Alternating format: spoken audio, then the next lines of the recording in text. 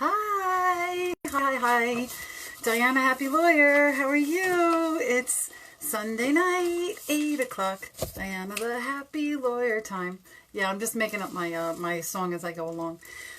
Hello, everybody. Happy Sunday night of Columbus Day weekend. I'm Italian, so I celebrate Columbus Day because he was an Italian American. And as far as I'm concerned, anybody that got into a wooden ship in the 1600s and sailed straight out into the ocean without being able to see any land is, pretty brave. And I will honor him for the courage to get in that rickety boat and head into something that he had no idea what he was going towards. And I have a feeling that he was not doing it in malicious intent. So, here's to Columbus for having the courage to go out and face that fear and get in that boat and just head out and see what's next. Next on the horizon. I can't see anything, but I'm gonna sail towards it anyway. Don't even have a motor. I can't turn around if I want to unless the wind says I can. But anyway, I digress. I had a great weekend. It was just really lots of fun and beautiful, perfect fall weekend, lovely weather. It started off breezy, but then, calmed down. So, last week I talked about getting up and doing stuff again after you fall and how to get out of a funk and what a funk is. And a funk is chaos in your mind and not being able to deal with all the different things that you have to do all the time and thinking, I don't want to do any of it. It's so chaotic. There's so much craziness going on that I don't want to do anything. And you end up in this funk where you basically do nothing and delay yourself more. And you don't feel better about the funk. And that's the funny thing about the funk. The funny thing about the funk, hey, Miriam, the funk is that once you get into the funk, it like self-perpetuates. Like you're in a funk and because chaos is going on and you can't decide what to do next, and so you have indecision, and then the funk just gets thicker and thicker. So the ways to get out of the funk were to get up and dance. I listened to African music, or go communicate with people, or go be with dogs. Miriam knows how important dogs are, and I talked about the little cartoon that I sent around on Facebook that said to the lady, she's checking her off, oh, your stress levels are high, follow me to the lab. And she follows her to a Labrador retriever. And now, oh, okay, you're fine now, because the woman was so happy to see the lab that her stress level went down. So that's a great way to get yourself out of a funk. Also, start with small projects, do little projects and get successes under your belt from doing small things. If it means clearing off your desk before you have to do something, or getting your laundry done, even if it's mundane, if it's standing in your way, if it's mundane, it's still standing in your way. You got to get past it. So, those are the things that to do to get out of a funk, and talking about it. What is cognitive behavioral therapy, CBT. Cognitive behavioral therapy, shown in science to be more effective, or as effective as antidepressant drugs. So talking about it, getting it out of your system. It's really anything that's bothering you is like rotten meat rotting in your system, and you got to just throw it up. And if it's to somebody that you can that you trust, you can tell them. If it's to yourself, you can look in the mirror and say, what's going on? What are you doing? And that's the funny thing. Well, like when you look in the mirror and talk to yourself, there's really no one around. Like, you can't lie to yourself straight into the mirror. You can walk around the house and go, yeah, okay, I'll get that done. Yeah, I know I'm going to do it. But when you're looking at yourself straight in the mirror and you're going to go, okay, what's going on? Why aren't you doing this? And then you start to literally talk to yourself, rationalize it out, and think about listen in your brain, the things that are coming at you. To clear up what's blocking you, what's keeping you in the funk. And then you get out of the funk and you move forward, and you just keep moving forward. Just don't stand still. And even if you go backwards a little bit, it's still motion. Sometimes going back means taking another look at the step forward that you have to take. So if you have to go back, it's okay. And then you can move forward after that. But keep moving through the funk, and sooner or later, you're going to get out of it. And I did pretty good. I got out of my funk, and I'm feeling much better. And, you know, doing foundational work. One of the other things that I thought about, I don't know if I talked about it last week, about building a foundation every day, to wake up in the morning and do something healthy for yourself, or do something that you want to do, meditation, or walking, which is what I like to do. Something that's going to build your foundation every day for the day that's coming. And then the next day build a new foundation, because just like the foundation of a house, if it's not solid, if it's got cracks in it, or it's loose or whatever, no matter what you build on top of that foundation, it's gonna fall through. So build your foundation every day. And sometimes that includes getting the stuff ready the night before. This is another thing I've been learning. Get your stuff ready the night before. Jordan Peterson, what can you do the night before to get your next day started? And then if you had the ideal day ahead, what you could do tomorrow ideally. Think about it the night before, what you would do if you could have your ideal day, and then think about what you can do to make that happen. If you can do stuff the night before, get your briefcase ready, get your clothes ready, pack a bag that you know you're going to leave with early in the morning. Get that stuff done so that in the morning you're that much closer to getting on with the best day you can plan, and build your foundation. So the interesting thing about, you know, starting your morning and building your foundation is are the words that we use every day to start our day. And that's what our show tonight is, Fun with Words, because we all know that I love words. And so, you know, when I think about the words that I'm using, hey, Ernie, when I think about the words that I'm using every day, I try to focus and make sure that, you know, the words that I'm using are the words that I want to use. Like I say every day, I'm great. I'm great. People's like, hey, how you doing? Hey, I'm good. How are you, Diane? I say, I'm great. And just the word great alone makes you smile. The word great. You can't smile you can't say great without smiling. Can't say great without smiling. So there you go. And also, I wake up in the morning and you think about the things that you're grateful for. Gratitude is one of the things that can really build a good foundation in the morning. When you wake up in the morning and you think about the things that you're grateful for, it's going to fortify your foundation for the day. Grateful for your health. Grateful for just waking up. The other day I was stuck in ridiculous traffic, and me and this guy met at the post office, and we laughed about the traffic because it was ridiculous in Long Beach, trying to get 1 mile in an hour. And, you know, we still agreed that it was a great day because we woke up. So just being grateful every morning and using that as part of your foundation. And one of my Fun with Words things that I've said in the past is that, you know, we like to combine words like Brangelina and all that stuff to make new words. And I always feel like when you have a grateful attitude, then you have gratitude. So a grateful attitude is gratitude. And you have a grateful attitude. That's really one thing that you can control yourself in the morning is attitude. So use that time to become grateful and build that foundation. Now, I've also talked a lot about, you know, how to set your goals, how to reach your goals, how to feel fulfilled. And one of the things that I've talked about is, and the words that I've talked about is courage, and that the word courage comes from, the root word is heart, from your heart. So when you're being courageous, you're literally listening to your heart, and you're going forward with something that you want to do, despite the fear. And fear is, fear has a lot of different acronyms, and it's something that we created in our mind, and lots of times we are afraid of something that never even happens.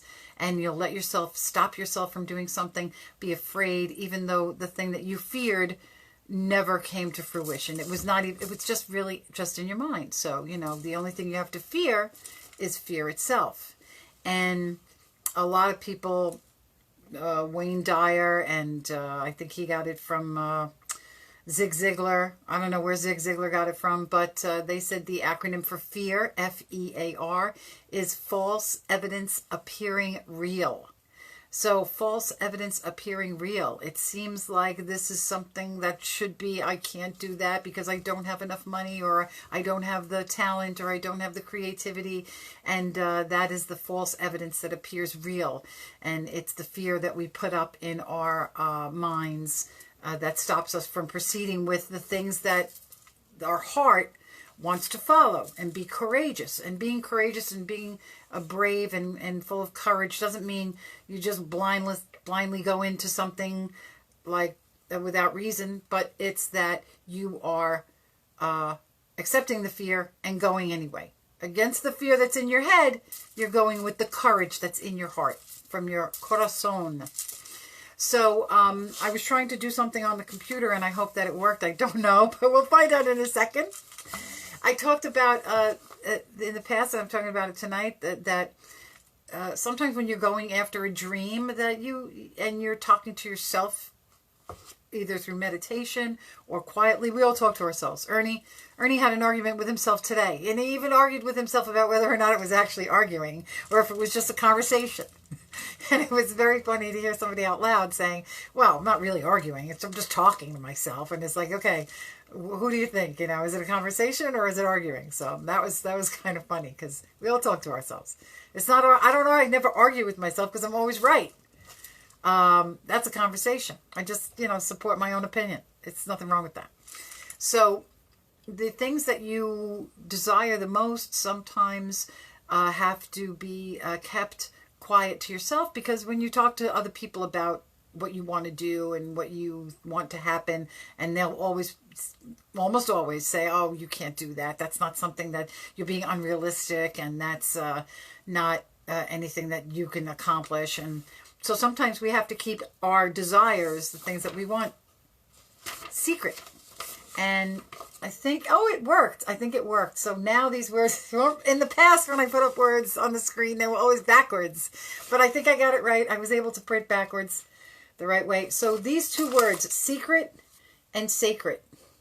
Secret and sacred have the same root word.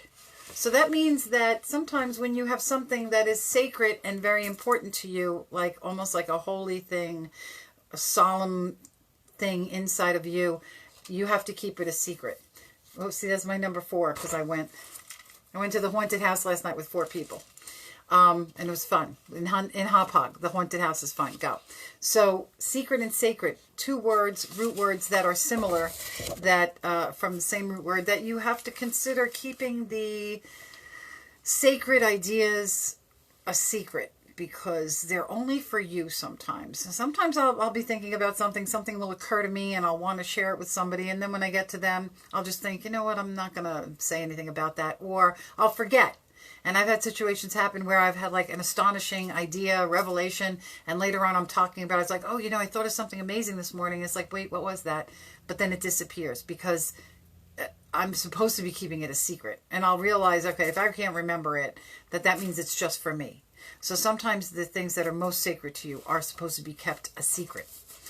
So now we go on our paths to try and figure out what we want to do in our lives, and we're keeping stuff, secret, and we're trying to figure out stuff without help, or going on our way.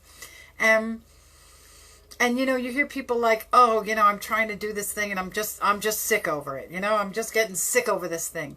And the word disease is actually dis-ease. So disease comes from dis-ease. So when you're not at ease, when you're tense, when you're all stressed out about something, the opposite of ease, or the opposite of at ease, dis-ease. When you're not at ease, you're going to develop disease in your body. And you'll see that sometimes people, like even on Sunday night before they have to go to work. Tomorrow's a holiday for most people, including me.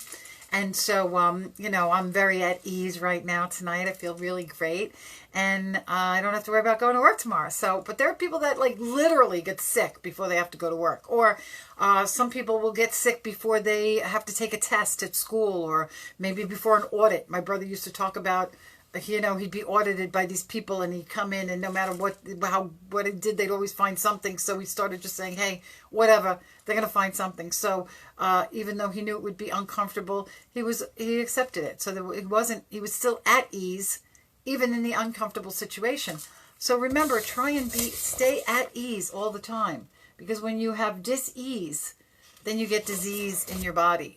It literally is disease in your body. So, remain at ease and remain calm and listen to yourself and try and figure out how to get to the next step on your project. Whatever it is, a small step could be a small step, could be a big step, could be write something down, it could be go buy some materials, it could be ask for help.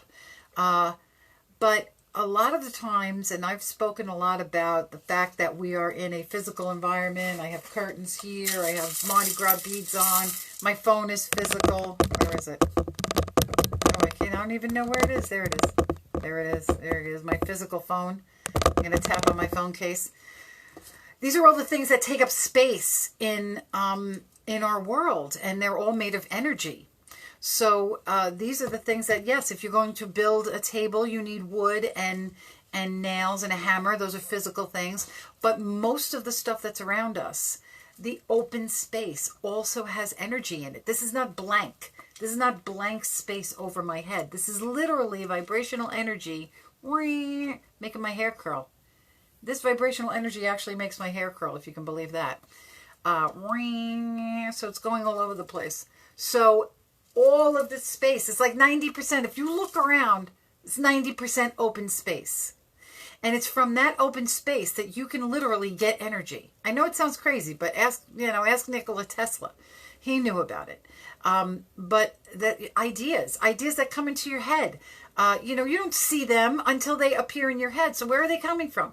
They're literally coming in here, in through your brain, and then they're going to come out through your mouth, your hands, your eyes, your whatever creative pathological manifestation, how it's going to come out. It's got to come in here as invisible from the invisible space. So this is what looks like nothing is actually just no thing. So nothing is just no thing. It just means that there's no thing in this space. There's no thing in this space. And everything that looks like it's nothing is really just no thing. There's just no thing around me that you can see, that I can see. But really, there's tons of energy. There's tons of energy that I can tap into to create whatever I want to in life. Really, create anything that you're looking for. So then what happens is we start to like now you're probably going like, Diana, you're crazy, Diana. This is nuts. You can't get nothing out of no thing, And you'll go on and continue with the, I don't have enough time to do this. I'm not smart enough. Who's going to want to listen to me? That's a big problem that I have for myself. Who's going to want to listen to me? What's so good about me? What makes me better than anybody else?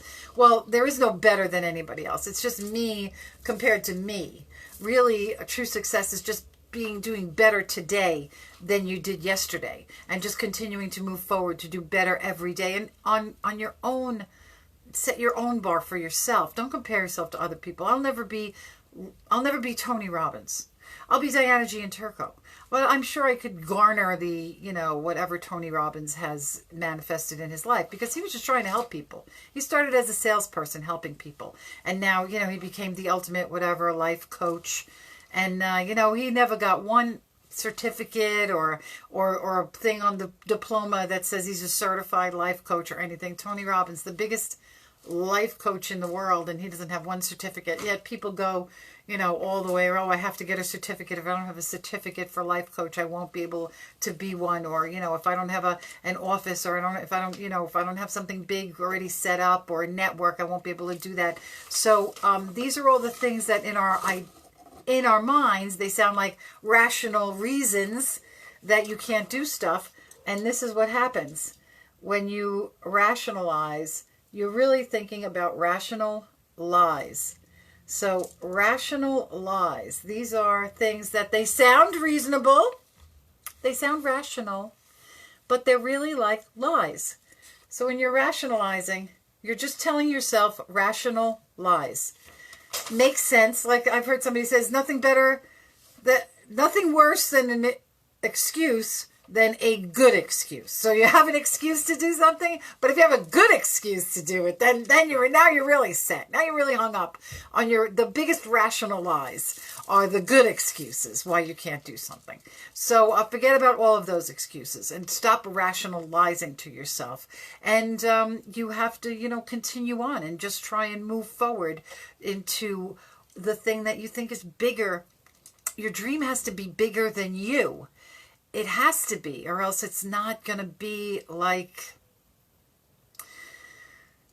as good as you can do. I mean, we always are our own worst enemies and our worst critics, and we set the bar low for ourselves so that we're not, when we think that we haven't succeeded, we're not disappointed because we set the bar low. But that's not what you have to do. You have to set the bar really high, as high as you can, higher than you can reach, higher than you know how to get to.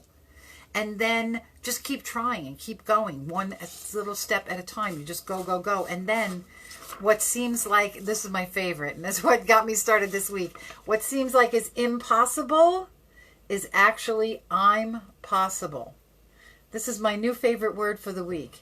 Impossible is actually I'm possible. And if you look at it, the word, the whole time, impossible has always said I'm possible. There it is. I didn't make this up. Somebody wrote it, and it's true. Impossible is I'm possible. And you do that. You get rid of the rational lies that you're telling yourself. You stop rational lying to yourself, and you start realizing that the impossible only means I'm possible. And get past it, and don't let and listen to the words that you're using. Listen to the words that you're using to move yourself forward. Don't use any negative words. If you hear yourself saying words but or because, then, get away from those words. The but and because words are about to make excuses for you. They're about to, bring up some of the rational lies that you're going to tell yourself. I can't do it, but I can't do it because. Those are the rational lies, and you're going to have to stay away from them. So pay attention to the words that you're using and just change them around. Forget about impossible. Just think, I'm possible. And tell yourself little affirmations, whatever it is. Use words that you like in your life, that you like hearing about yourself. I'm smart, beautiful, capable, influential speaker. Make up a little tone about yourself that makes it, when you wake up in the morning, I'm so happy and grateful to get out of bed and take one step closer to the door. I'm so happy and grateful to go out the door and get back home safe. Every time I leave my house, I say thank you for my safe return home. And those words, thank you for my safe return home, before I'm leaving, puts in my mind that I'll be returning home safely. So it puts it out there in the world. So use the words that you can to predict the future that you want. I'm going to run out of time right now, and I have more stuff on words, so I might do Fun with Words Part 2, because there's other things about words that I really like, and I guess it's a good topic for me, being a wordsmith. So I will maybe continue next week for my second edition of the Fun with Words, instead of going on more tonight, because as we know, it's football time, and Sunday Night Football just started 10 minutes ago. But here's the words that I close out with every week. And it's also like a play on words, but it's a play on words that I adore. And it was John Lennon's birthday this week, and he just said, give peace a chance. I just really want to encourage people to give peace a chance, and stick with that. And my little catchphrase of my twist on words that I say, that I love you all, and love is all you need. So thank you for watching, and I'll see you next week. Bye.